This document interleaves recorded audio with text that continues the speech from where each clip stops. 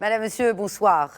Quelques heures, ou plutôt, nous sommes mercredi 10 juin, date du temps espéré, grand oral du chef du gouvernement devant les députés. Saadi El Othmani a détaillé ou plutôt les deux plans de déconfinement progressif. Il a apporté des précisions au communiqué diffusé déjà hier soir, conjointement par les ministères de la Santé et celui de l'Intérieur. Selon le chef de l'exécutif, l'activité économique aurait d'ores et déjà repris doucement, certes, mais il table sur un mois de juin sous de meilleurs auspices que les prévisions initiales. Quel est l'impact économique et socio-économique du prolongement de restrictions sur les régions et provinces de la zone 2 ?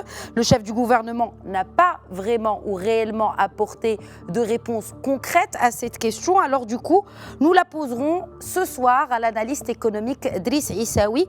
Nous évoquerons aussi avec lui cette cacophonie autour de la reprise d'activité économique sous conditions, sans oublier également cette question des outils de financement pour cette relance économique. En seconde partie, zoom sur Weqaïtna, cette application de traçage censée limiter la diffusion du virus en identifiant ses chaînes de transmission. Le vice-président de l'entreprise à l'origine de cette application, Sidi Mohamed Ghnoun, sera avec nous et ce sera en deuxième partie d'émission. Merci de rester avec nous.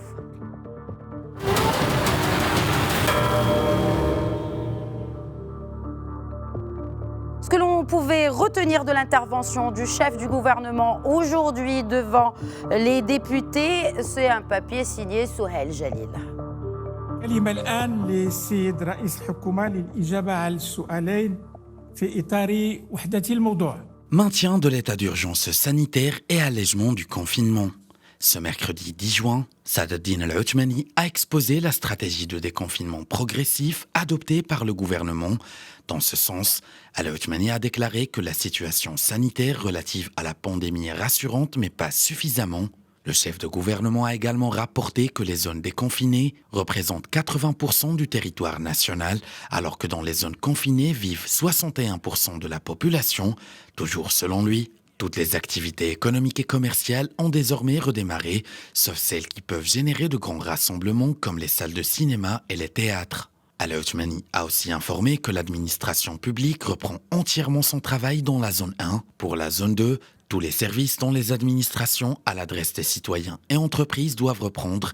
Et sur le court terme, le chef de gouvernement a mis l'accent sur la nécessité de doter le Maroc d'une loi de finances rectificative. Un projet de loi sera d'ailleurs présenté devant le prochain Conseil des ministres, a-t-il annoncé. Saad El Othmani a aussi promis la poursuite de l'aide et du soutien aux entreprises, et particulièrement les TPME, ainsi que le renforcement de l'investissement public, la création d'un fonds d'investissement public et la mise en place d'un environnement adéquat pour la relance économique à travers l'accélération des réformes. Et enfin, le chef du gouvernement a relevé que le mois d'avril a enregistré une baisse de 25% dans les échanges commerciaux au Maroc.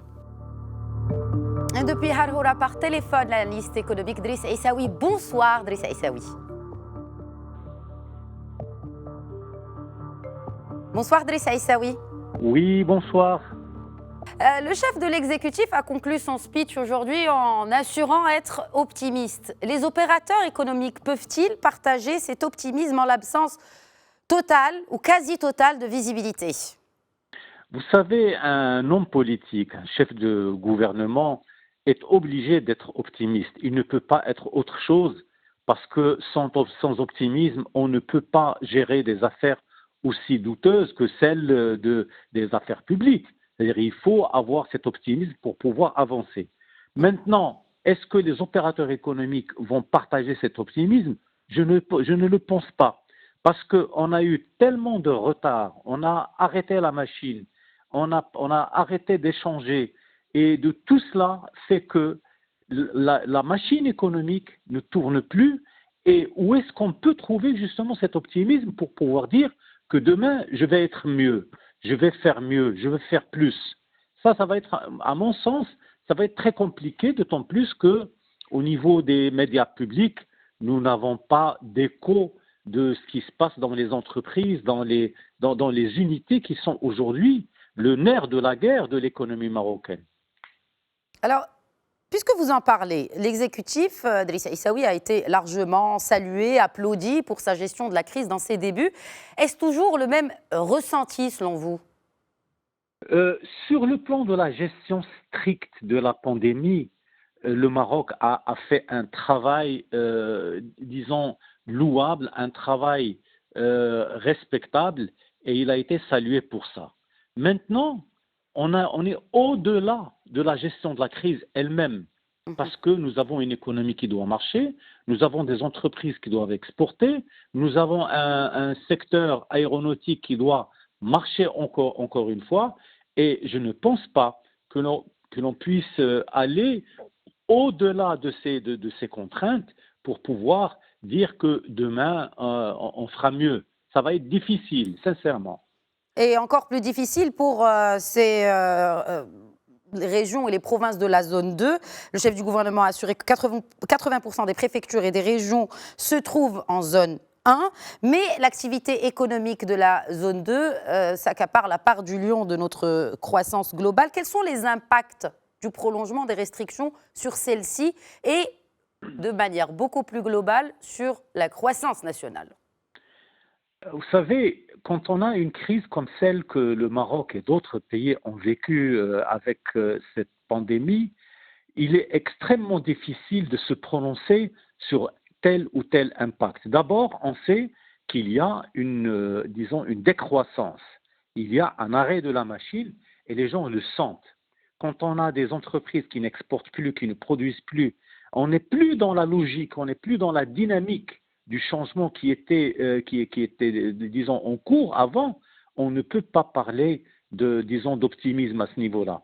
Ce qui fait que les entreprises marocaines vont attendre l'État pour qu'elles jouent un rôle moteur. Et ça, récemment, il y a le grand cabinet McKinsey qui a fait un papier pour parler des perspectives après le Covid-19. Il dit que l'État va commencer à jouer un rôle plus important à l'avenir. Et l'État va jouer un rôle disons, très réactif, mais surtout d'implication de nouvelles dynamiques économiques et qui vont permettre probablement dans les mois à venir de réaliser des choses que le secteur privé ne peut pas faire. Parce que le secteur privé a besoin d'être protégé, a besoin d'être accompagné, et j'ai l'impression que depuis des mois, on est en train de gérer l'ingérable. Oui, mais vous évoquez l'étude de McKinsey. Nous avons des chiffres qui concernent naturellement les mesures de relance, notamment par ce comité de veille économique. Mais les chiffres manquent. D'ailleurs, l'opposition a reproché cela au chef du gouvernement aujourd'hui, que nous ne disposons pas réellement de chiffres, ne serait-ce que prévisionnels, sur l'impact de l'après-Covid et notamment pour pouvoir construire un plan de relance que nous attendons tous, bien sûr, qui doit être présenté en même temps que le projet de loi de finances rectificatif. Donc, selon vous, sans l'absence, ou plutôt en l'absence de ces chiffres, peut-on réellement avoir une visibilité, celle que j'évoquais un peu plus tôt? Il est pratiquement, on va dire, impossible de se prononcer sur la conjoncture économique dès qu'on n'a pas un chiffre global sur tel ou tel impact, sur comment va se comporter tel ou tel secteur. Et on le sait, il y a un certain nombre de secteurs qui sont connus. Dans la dynamique qui est connue, on peut dire que, par exemple, on peut s'attendre à tel taux de croissance. Aujourd'hui, même l'étude de McKinsey, elle donne une proportion de croissance de 2 à 3%, sachant pertinemment que tous les économistes marocains ont déjà fait la remarque que 2-3% ne peut pas combler le déficit en termes de croissance, en termes d'emploi, en termes de création de richesse. Alors comment voulez-vous que l'on puisse, pour les années à venir, construire notre nouvelle stratégie sur une stratégie de ce genre, sachant que eux, les gens de McKinsey, ils ont recommandé à ce qu'on travaille sur l'environnement, sur l'énergie, sur l'implication des jeunes, sur la santé, sur l'éducation, etc. Mais tout cela, ce ne sont que des choses qui sont des redites, ce sont des choses que nous avons déjà, travaillées ici, nous les avons déjà évoquées, mais on ne peut pas faire plus à l'avenir, surtout que le gouvernement est en train de réfléchir à une loi rectificative des finances. Alors, une loi rectificative, ça veut dire quoi? Ça veut dire qu'on viendra nous dire que pour tel secteur, on va réduire, pour tel secteur, on va enlever, etc. Donc, on est dans une logique de restriction. On n'est plus dans une logique dynamique de croissance et de développement. C'est ça le problème. Et alors, c'est intéressant que vous souleviez ce point de projet de loi de finances rectificatif. Quelle efficience, sachant qu'on est à la mi-juin, et surtout, quel impact sur le calendrier de la prochaine loi de finances? Je pense que ça va être un impact très négatif parce que durant le mois de juin, en principe, disons, la première copie du projet de loi de finances est déjà prête. Elle circule entre les ministères, entre tous les technocrates. Aujourd'hui, on n'a rien. On n'a pas de visibilité, on n'a pas de clarté pour pouvoir dire que l'on va conduire les affaires économiques dans ce sens ou dans ce sens-là. Avec une loi rectificative, on ne peut que rattraper un certain nombre de retards qui ont été creusés. On ne peut pas être optimiste et dire que demain sera meilleur qu'aujourd'hui. Mais, vous savez, le Maroc reste quand même un pays de miracles. J'espère que dans quelques mois, il y a un miracle qui va nous permettre d'être plus optimistes. Mais il faut dire que le confinement, le prolongement de la période qui a été annoncé par le gouvernement va faire en sorte que l'économie marocaine ne va pas bouger au-delà de ce qu'elle peut faire. En tout cas, Saadil Othmani, encore dans son élan d'optimisme, a dit que demain sera meilleur pour le Maroc. Alors, bon, nous ne disposons pas, certes, de chiffres, et vous avez évoqué cette question primordiale de stratégie future dans la gestion de l'économie marocaine. Je reviens à cette question de zone 2. Où, comme ça a été évoqué et présenté et bien sûr développé par le chef du gouvernement. Mais cela dit, comment peut-on relancer l'activité économique en cette zone 2? Est-ce qu'on va également partir sur le même principe, à savoir un principe de région peut-être, pour évoquer ou pour mettre en place un plan de relance qui serait régional et qui impliquerait plus les collectivités territoriales et les acteurs régionaux, notamment les walis et gouverneurs? Oui, c'est-à-dire ce que vous êtes en train d'évoquer, c'est la territorialisation de toutes les stratégies, qu'elles soient d'emploi ou d'autres secteurs. Et ça, c'est une réflexion qui a été menée. Probablement, avec cette crise, la région va pouvoir s'exprimer, va pouvoir exprimer ses capacités et surtout développer des initiatives de croissance qui n'étaient pas possibles jusqu'à aujourd'hui. Maintenant, est-ce que la région a les moyens d'exprimer ses capacités? Je me pose la question, tout le monde se posera cette question, parce qu'on va attendre pour voir que peut faire le Maroc en tant que pays, en tant que loi de finances, pour pouvoir demander au secteur privé, au secteur public, d'agir au niveau des régions, d'agir au niveau de cette nouvelle dynamique que le Maroc doit vivre dans le cadre de la régionalisation avancée, nous l'espérons du moins, mais ce à quoi on doit s'attendre, c'est une relance des activités économiques externes, l'automobile, l'aéronautique, etc., qui étaient des secteurs très florissants avant la crise, et il faut espérer que l'on puisse justement relancer la croissance à travers ces secteurs-là, parce qu'ils ont une nécessité de relancer leur production et leur productivité. Place à présent peut-être à l'auto-entrepreneuriat. Je voudrais revenir avec vous sur une autre des déclarations du chef du gouvernement par rapport au nouveau démarrage du programme d'appui de financement aux entreprises Intelaka, que je rappelle qui a été initié par le souverain en janvier dernier. Quelles sont les pistes de son redémarrage, surtout comme second choix, j'ai envie de dire, ou alternative pour les jeunes ayant perdu leur emploi dans la foulée de cette crise? Vous savez, les efforts qui ont été entrepris par le Royaume du Maroc en matière d'auto-emploi pour le soutien à l'entreprise ont été nombreux mais n'ont pas donné de résultats. Ce que nous espérons maintenant, c'est que les jeunes qui ont perdu leur emploi peuvent justement, à travers cette initiative, trouver une opportunité pour s'exprimer davantage, pour pouvoir investir davantage, pour aller sur des marchés, des secteurs dont ils n'avaient pas accès avant.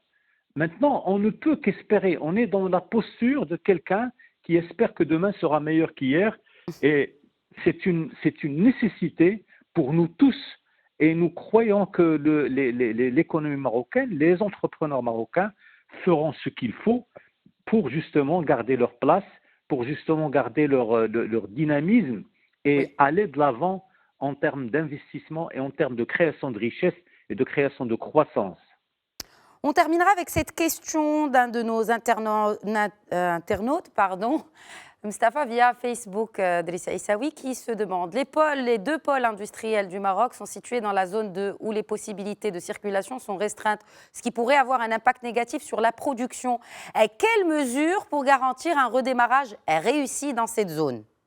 Je pense que vous avez déjà répondu un peu à cette question. Ah oui, absolument. Mais maintenant, il faut alléger les mesures de sécurité sur ces secteurs-là. Les entreprises sont connues, les ouvriers sont connus. L'accès à ces zones est déjà déterminé et je ne pense pas que si on serre la vis maintenant, on va pouvoir résoudre le problème du Covid ou de cette pandémie. Je pense qu'il faut travailler avec beaucoup de clairvoyance, avec beaucoup de clarté et aller vers là où on a des problèmes. Mais quand il n'y a pas de problème, il faut laisser les gens travailler, c'est ça le problème. Absolument, absolument. Merci beaucoup, en tout cas, Drissa Issaoui, d'avoir répondu à nos questions, d'avoir éclairé l'opinion publique sur les tenants et aboutissants de cette intervention aujourd'hui du chef du gouvernement concernant le plan de déconfinement progressif. Merci, Drissa Issaoui. Nous passons tout de suite à la deuxième partie de Questions Écho.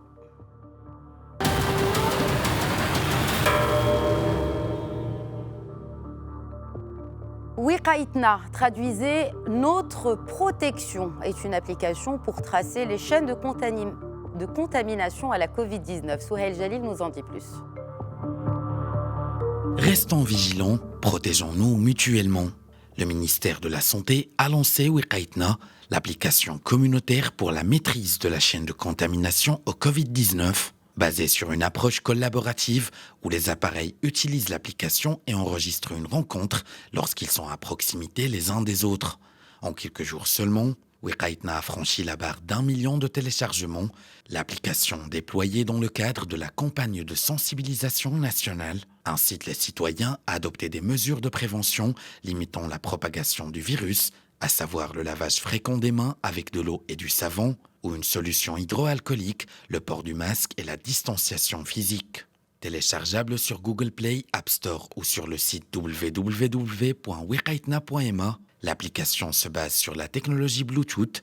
En effet, Wiqaïtna notifie ses utilisateurs en cas de proximité physique prolongée avec un autre utilisateur positif au coronavirus, et ce dans les 21 jours qui suivent le contact. Suite à cette notification, les équipes du ministère évaluent le risque d'exposition et entrent en contact avec le cas notifié. Soucieuse du respect des données à caractère personnel et d'anonymat, Wiqaïtna s'inscrit dans une logique de respect strict des cas déclarés positifs et des personnes exposées, rappelant que l'application a été réalisée par des équipes multidisciplinaires du ministère de la Santé et du ministère de l'Intérieur en collaboration avec l'Agence nationale de réglementation des télécommunications et l'Agence du développement du digital, ainsi qu'avec la contribution d'entreprises et de start-up marocaines spécialisées dans le digital.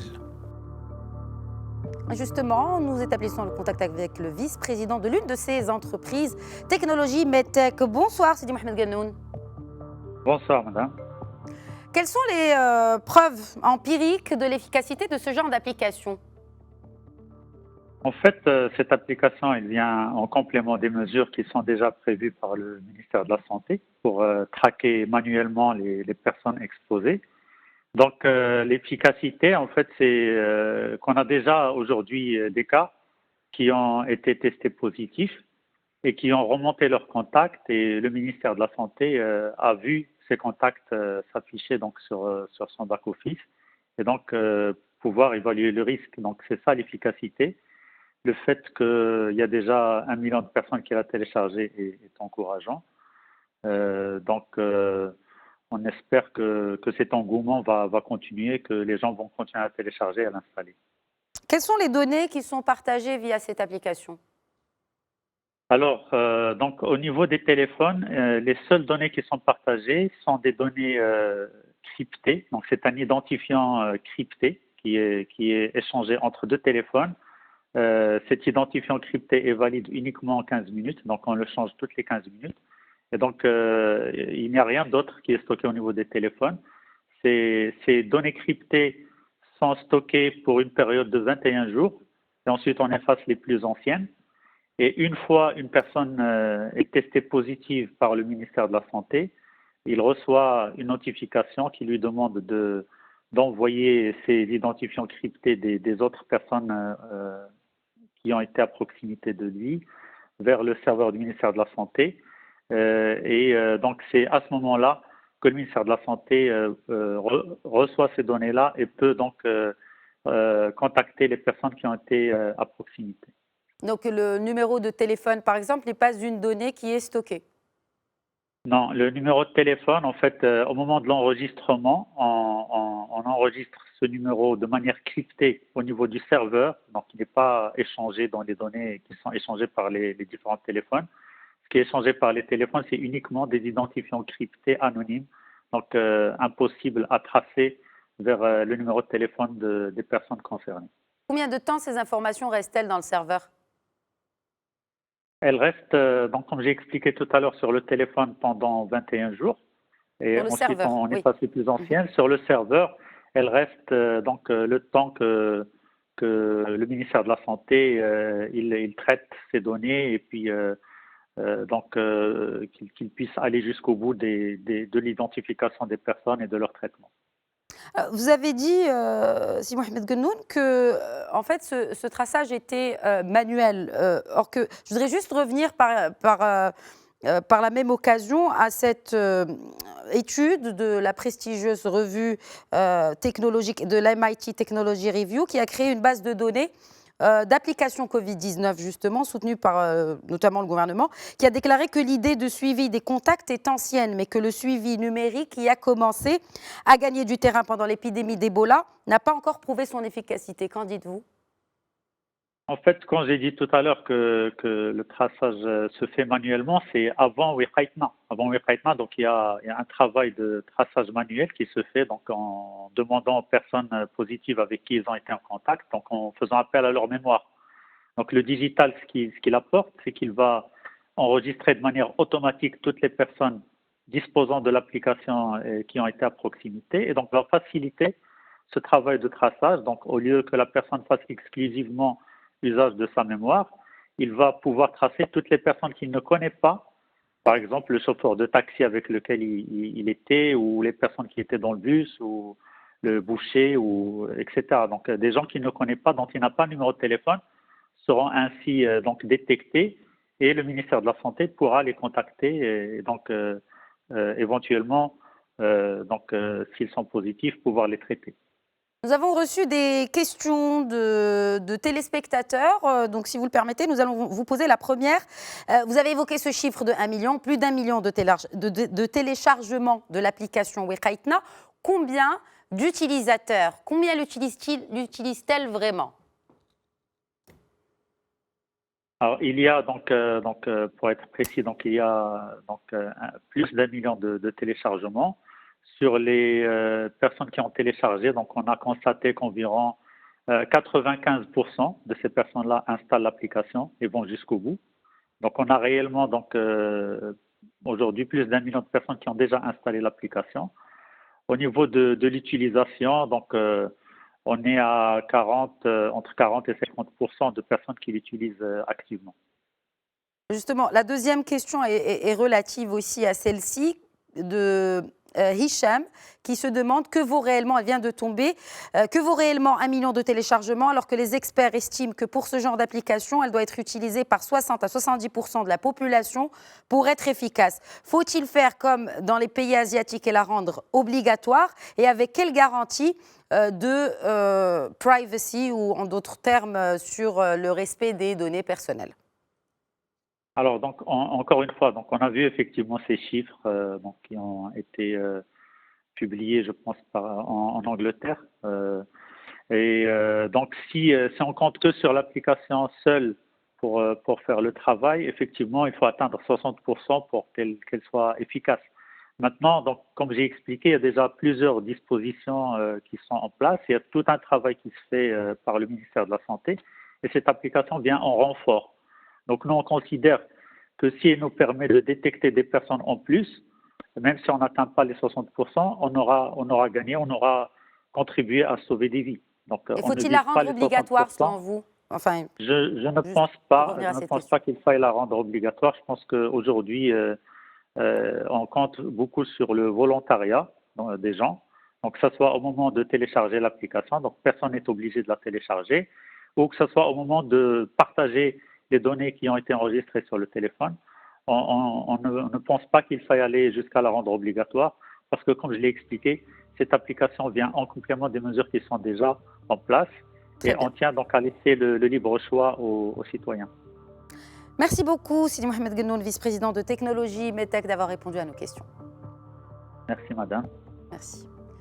Voilà, c'est la fin de Questions Écho. Je rappelle que vous pouvez toujours poser vos questions à nos invités selon la thématique via le hashtag Questions Écho sur les différentes plateformes de réseaux sociaux. Merci à tous pour votre fidélité. Je vous donne rendez-vous demain à 21h, Inch'Allah, pour un nouvel épisode de Questions Écho. D'ici là, prenez bien soin de vous.